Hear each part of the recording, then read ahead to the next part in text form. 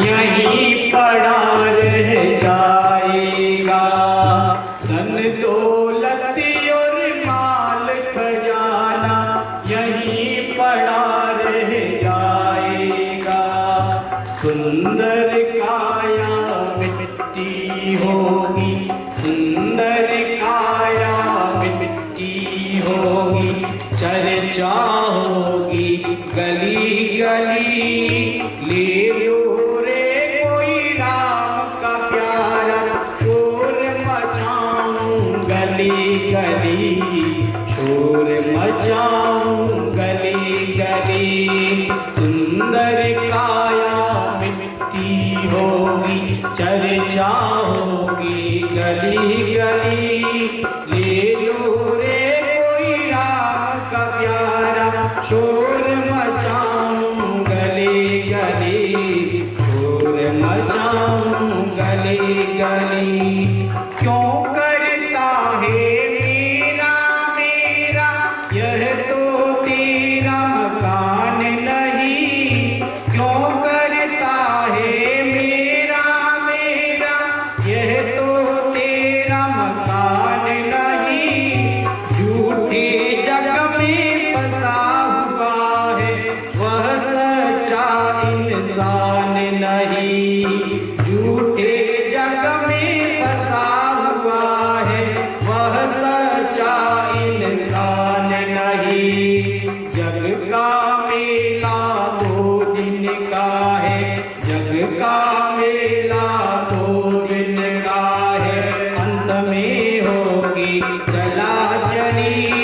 ले लो रे कोई राम का प्यारा, शोर मचाऊं गली गली, शोर मचाऊं गली गली। राम नाम के हीरे मोती मैं बिखराऊं गली गली। ले लो रे कोई राम का प्यारा, शोर मचाऊं गली गली, शोर मचाऊं गली गली। जिन जिन ने ये मोती लूटे वो तो माला माल हुए। जिन जिन ने ये मोती लूटे वो तो माला माल हुए। धन दौलत के बने पुजारी आखिर वो कंगाल हुए। धन दौलत के बने पुजारी आखिर वो कंगाल हुए। चांदी सोने वालों सुन लो, चांदी सोने वालों सुन लो, बात सुनाऊं खरी खरी। ले लो रे कोई राम का प्यारा, शोर मचाऊं गली गली, शोर मचाऊं गली गली। राम नाम के हीरे मोती मैं बिखराऊं गली गली।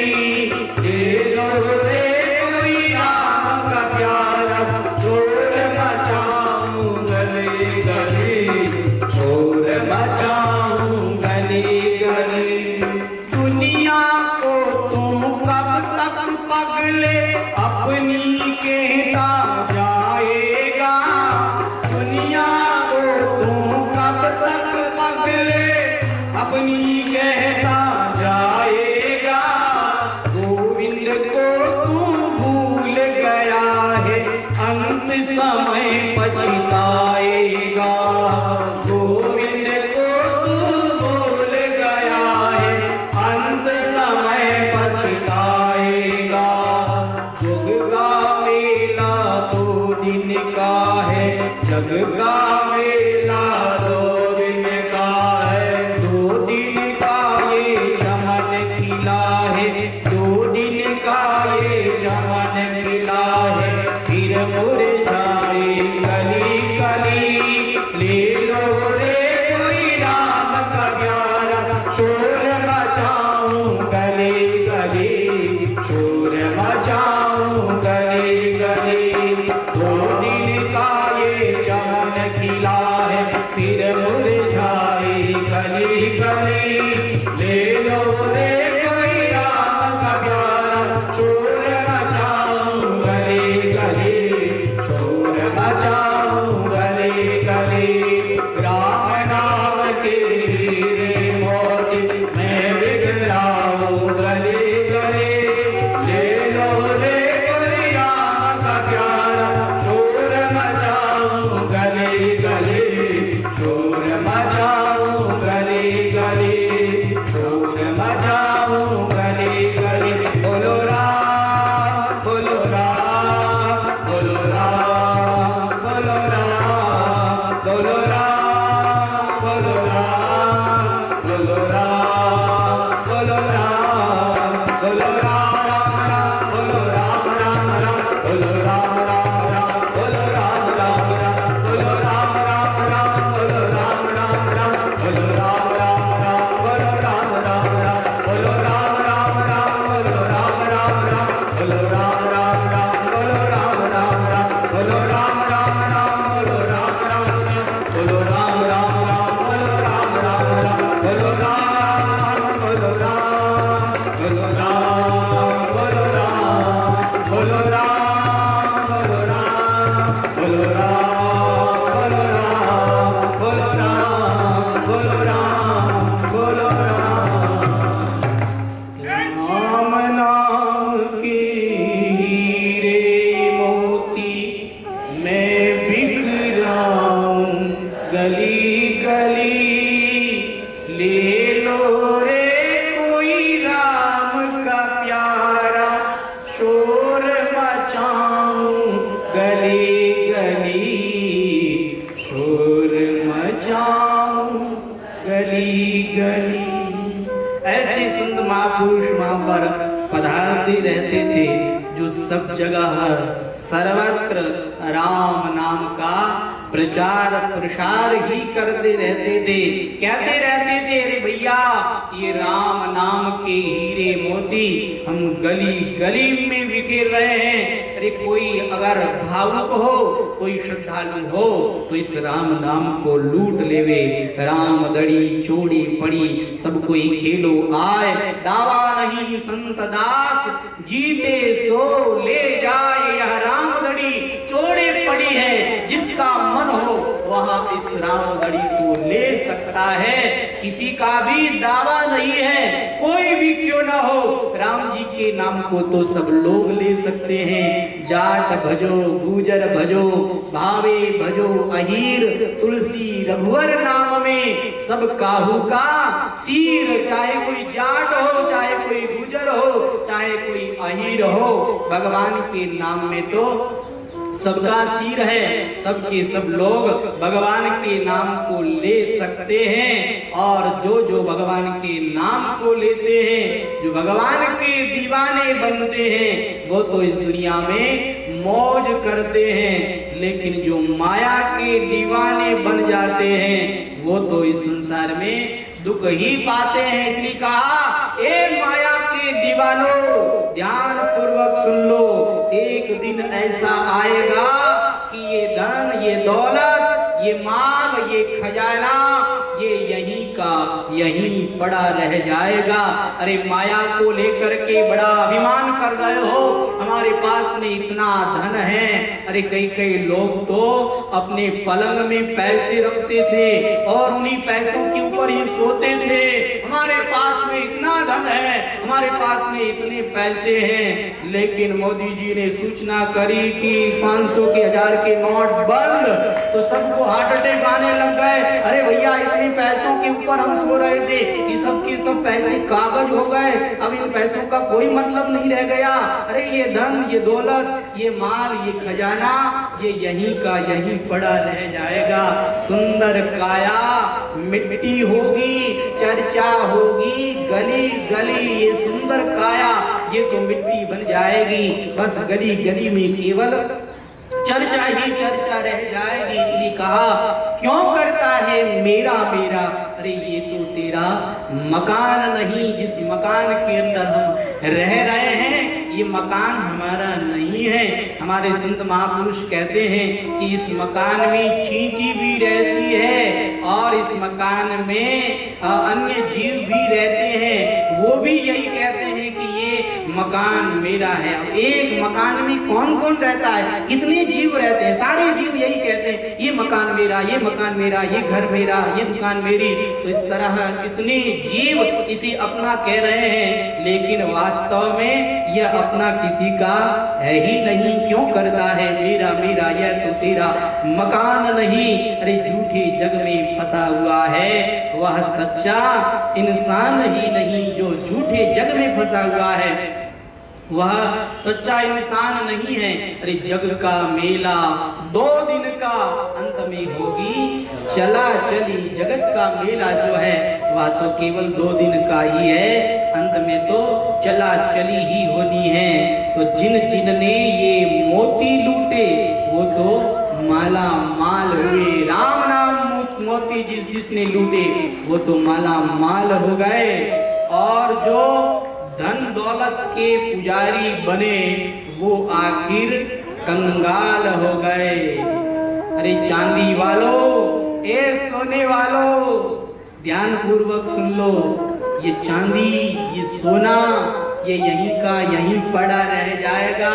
हमारी माताएं बहनें बड़ी राजी होती है, हमारे कने 20 तोला सोनो है, कोई कहे 40 तोला सोनो है, कोई कहे हमारे कने तो 1 किलो सोनो है, इतना हमारे कने आभूषण है, इतना हमारे कने गहना है, हमारे कने तरह तरह का गहना है। अरे भैया ये गहने यहीं के यहीं रह जाएंगे, ये चांदी सोने ये यहीं रह जाएंगे। इसलिए कहा अरे चांदी वालों, अरे सोने वालों, ध्यान पूर्वक सुनो, हम खरी खरी बात सुनाते हैं। अरे दुनिया को तू कब तक पगले अपनी कहता जाएगा, इस दुनिया को कब तक अपना कहेंगे।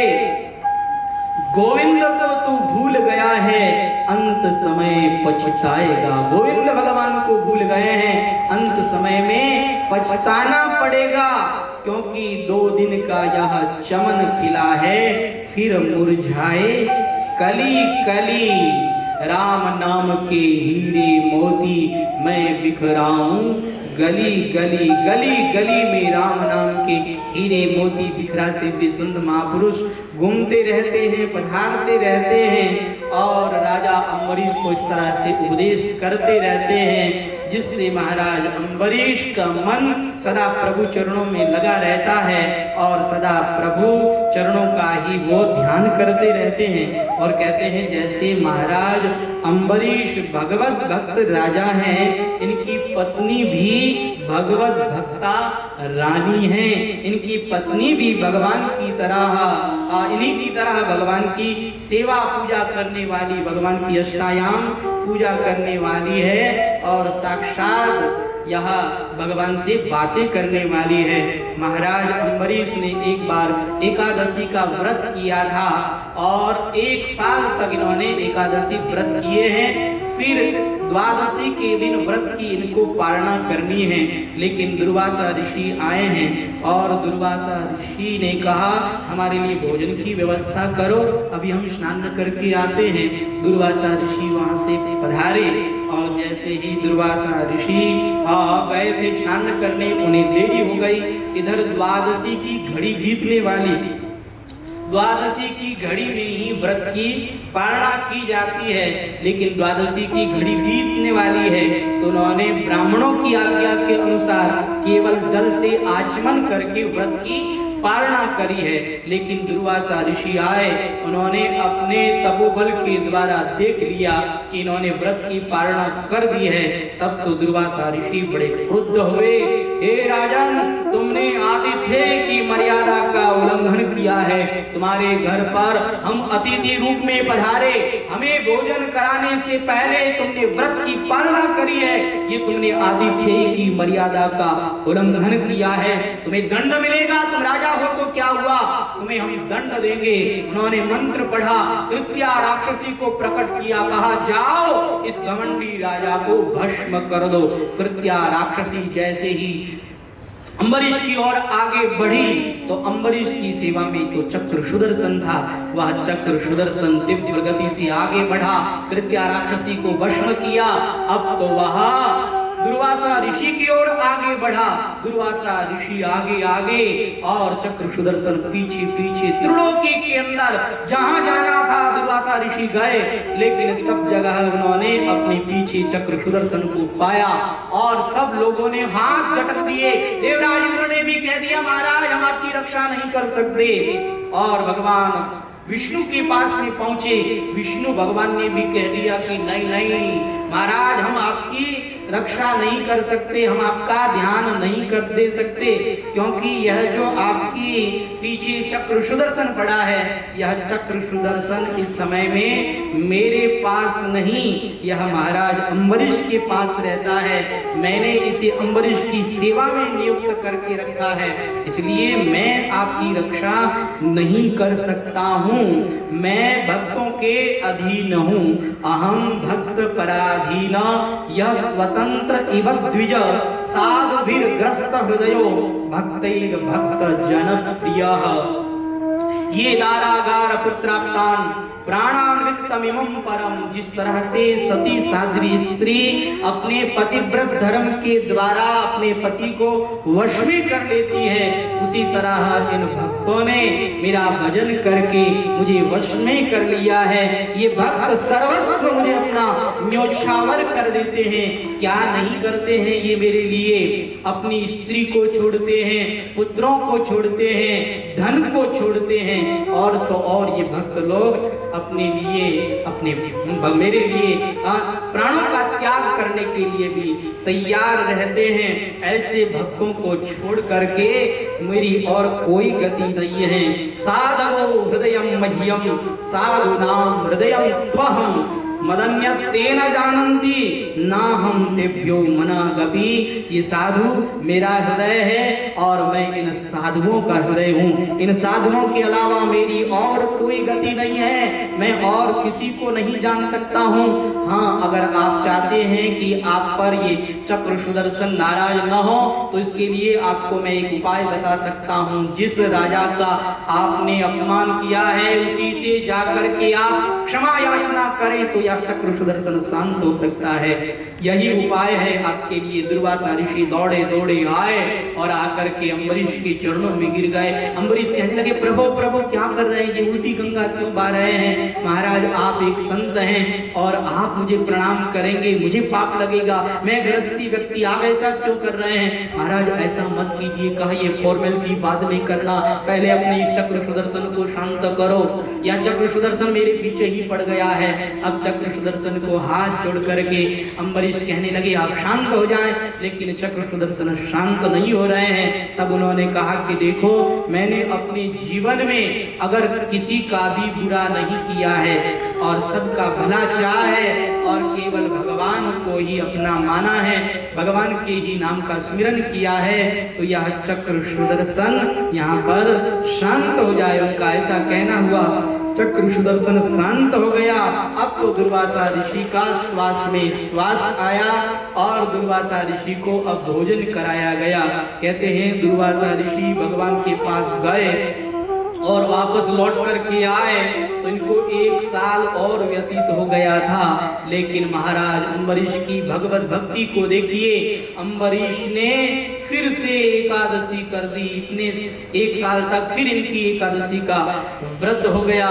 इस तरह से घर पर आए अतिथि को उन्होंने भोजन कराया और उन्हें भोजन कराने के बाद में महाराज अम्बरीश ने फिर स्वयं ने भोजन किया और भोजन करके उन्होंने दुर्वासा ऋषि को वहां से विधिवत वहां से रवाना किया। श्री दुर्वासा ऋषि वहां से पधार गए। अब यहाँ एक प्रश्न उत्पन्न होता है कि क्या दुर्वासा ऋषि भी किसी भक्त का अपराध कर सकते हैं? दुर्वासा ऋषि तो भगवान शंकर के अंशावतार माने गए हैं, तो ऐसे भगवान के अंशावतार और वो कोई अपराध करे, ऐसी आपको बात मानने में आती है?